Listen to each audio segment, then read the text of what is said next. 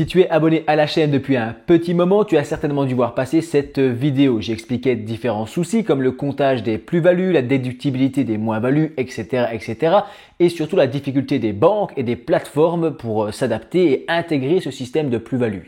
Parce que toi et moi, on s'intéresse un petit peu aux obligations fiscales et à l'investissement en bourse en Belgique, mais il y a d'autres personnes qui préfèrent déléguer ça à leur banque. C'est pas mauvais. Et le truc, c'est que la banque, il faut qu'elle soit capable d'assumer. Les banques ont dit qu'elles seraient jamais prêtes et elles avaient parlé d'un éventuel report sur 2026. Aujourd'hui, j'ai une nouvelle théorie à te présenter basée sur les news récentes concernant la crise de l'Arizona qui a bloqué le budget fédéral. Ce qui signifie que toutes les grandes réformes prévues pour le 1er janvier 2026 seraient complètement gelées. Avant de commencer, toujours un petit disclaimer. Je précise que je ne suis pas fiscaliste, je vulgarise ici la situation telle que je l'ai comprise, elle évolue évidemment au fur et à mesure, donc tu dois te tenir au courant, faire toujours tes propres recherches, c'est essentiel. Investir comporte des risques de perte en capital, les textes officiels n'ont pas encore été modifiés, donc tout est encore noté pour le 1er janvier 2026, mais il y a de très fortes chances que ce soit ici repoussé vers avril 2026 apparemment, mais c'est plus compliqué que ça, je vais t'expliquer tout ça dans cette vidéo. Pourquoi tout serait gelé? Eh bien, concrètement, le gouvernement fédéral n'a pas réussi à se mettre d'accord sur le budget pour l'année 2026. Et sans un budget voté, le pays bascule presque automatiquement ici dans ce qu'on appelle le système des 12e provisoires. En gros, c'est le mode survie budgétaire. L'État peut continuer à fonctionner, à payer les salaires, les pensions, les allocations, etc. Mais il ne peut plus engager de nouvelles dépenses ou lancer des réformes. Mais alors, pourquoi 12e provisoire? Eh bien parce que chaque mois, le gouvernement n'a le droit que de dépenser 1/12e du budget de l'année précédente. Résultat, la plupart des réformes dont on parlait au niveau des pensions, du travail, de la fiscalité et notamment ici de la taxe des plus-values sont gelées. Pas abandonnées, pas annulées, simplement mises en pause jusqu'à ce qu'un vrai budget soit voté, probablement au printemps. D'abord le bonus-malus pension, il devait récompenser ceux qui travaillent plus longtemps et pénaliser ceux qui partent à la retraite avant 67 ans. En gros, c'était plus 2% par an, puis 4% à partir de 2030 et 5% à partir de 2035. Tout ça est mis entre parenthèses, faute de budget. Et même le cabinet du ministre admet que la mise en œuvre risque de glisser jusqu'en 2027. C'est des petites infos qui sont importantes. Même scénario pour la réforme du travail de nuit. Elle permettrait normalement plus de flexibilité dans la logistique et dans le commerce, réduire la plage horaire du travail de nuit, c'était ça l'idée, de minuit à 5 heures au lieu de 20 heures à 6 heures.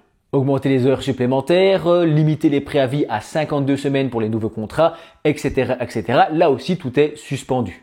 Mais si tu es sur cette vidéo, c'est surtout pour qu'on parle ensemble de la taxe des plus-values qui était prévue pour le 1er janvier 2026. En gros, en Belgique, pour te resituer le truc, en très gros, on a 3 profils d'investisseurs. On est taxé en bourse, en investissement, en crypto-monnaie également, selon 3 profils. Et ça, je trouve que c'est bougrement intelligent pour une fois. Et contrairement à d'autres pays où tout le monde est taxé pareil alors qu'ils ont des comportements très différents. En Belgique, l'investisseur en bon père de famille n'était pas taxé sur la plus-value. Et l'investisseur spéculateur, lui, était taxé à hauteur de 33%. L'investisseur professionnel, c'est le 3e profil, lui, il vit évidemment de ses investissements, de sa crypto-monnaie ou quoi, et lui, il est taxé selon un barème progressif et l'impôt sur le revenu, donc jusqu'à 50%.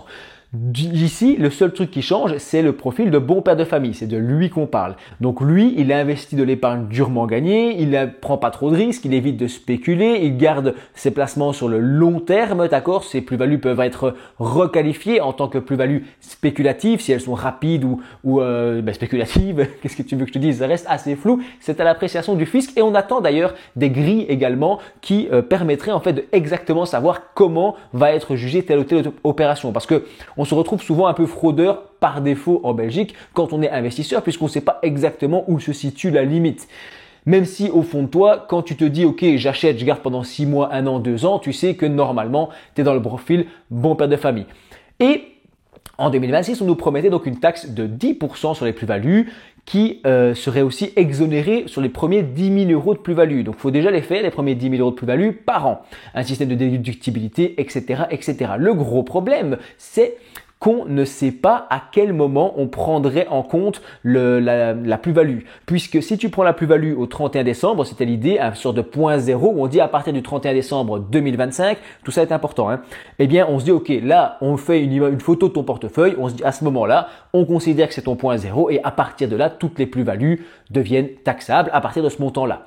Sauf que si justement la bourse se casse la figure juste avant, on prendrait un point très bas et donc quand ça va remonter, on te compterait de la plus-value sur une plus-value qui n'existe pas puisque tu étais déjà à ce niveau-là avant. C'est clair? Tu étais à 100, ça descend à 50. Taxe des plus-values mise en place, ça remonte à 100. Tu n'as rien gagné, tu serais taxé. Inversement, pour l'État, c'est à 100 euros, tu as 100 euros, ça monte à 150. Et là, l'État arrive et met son point zéro. Ça descend à 100, ça remonte à 120, etc. Et donc là, c'est une moins bonne affaire pour l'État. Donc bref, on permettrait aux gens de choisir la date à laquelle ils lanceraient leur plus-value. Donc tout ça, ce se ferait sur une date rétroactive, donc en 2025, où tu dis, ben voilà, moi je choisis cette date-là, je pense qu'elle serait bien, etc. On n'a pas tous les détails, j'insiste encore une fois, va voir mes disclaimers en description. Et le problème, c'est qu'ici, si on reporte en 2026, on va se retrouver en avril, tu vois, minimum, minimum. Donc ça, ce serait le délai, etc. On arriverait au printemps 2026 pour refaire les réformes, les lois, réarranger tout ça, que les banques se mettent un peu en place. Elles avaient de toute façon normalement acquis une sorte de délai, tu vois. Et de ce fait, si on arrive en plein milieu 2026, je vois mal comment est-ce que on pourrait mettre en place ce système de plus-value. On se dirait, ok, les plus-values de janvier, enfin jusque avril ou mai par exemple, ou voire même à la rentrée, tu vois, ça c'est possible aussi en septembre 2026. On se dit tout ce qui a été fait avant, ça fait partie de l'ancien système, mais à partir de ce moment-là, c'est du nouveau système. Et donc l'année suivante, on chevaucherait 2 années fiscales, tu vois, 2026 et 2027, en disant, ok, tes plus-values de 2026, est-ce qu'elle était dans la date du truc, machin. Ça m'a l'air quand même d'être une catastrophe sans nom. Donc, si tu veux mon avis, là c'est personnel, il n'y a pas d'infos officielles. J'insiste dans cette vidéo puisqu'on est encore à chaud. Les news sont très récentes, donc tu dois toujours faire tes propres recherches, j'insiste. Mais si tu veux un petit avis personnel, j'ai fort l'impression que on va repousser ça, en tout cas en logique. Moi, j'essaie de réfléchir logiquement. On va repousser ça au 1er janvier 2027. Une mise en place en 2026, se mettre d'accord sur les réformes, d'abord se mettre d'accord sur un budget. Arriver en avril 2026, se mettre ensuite d'accord et finaliser cette taxe des plus-values et au plus tôt du plus tôt, ce serait en avril 2026. Un peu plus tard, ce sera la rentrée pour fin de l'été, l'accord de l'été, etc. 2026 aussi.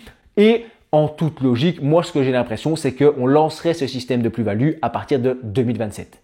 Puisque dès le départ, on avait aussi les banques traditionnelles belges qui seraient chargées de ponctionner cette taxe des plus-values, de la gérer, etc. pour les gens qui savent pas exactement comment ça fonctionne et qui veulent pas s'embêter de systèmes fiscaux. Donc ça, elles doivent le faire. Et elles ont bien dit qu'elles étaient pas prêtes parce qu'il faut tout recalculer. En fait, c'est pas que c'est si compliqué que ça, une taxation de la plus-value. Il y a ça dans plein de pays, dans la plupart des pays même. Mais eux, ils ont un système qui est là depuis très longtemps. Donc ici, il faut mettre ça en place au milieu d'autres trucs, etc.